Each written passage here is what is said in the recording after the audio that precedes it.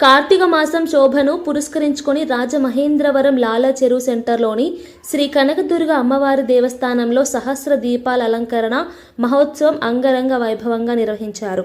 ఈ కార్యక్రమాన్ని దేవస్థాన గుడి ప్రెసిడెంట్ ఆనం చిన్నారి దంపతుల ఆధ్వర్యంలో ప్రత్యేకంగా ఆయోజించారు. ఆలయ ప్రాంగణమంతా దీపాలతో అలంకరించడంతో వాతావరణమంతా భక్తి రసభరితంగా మారింది.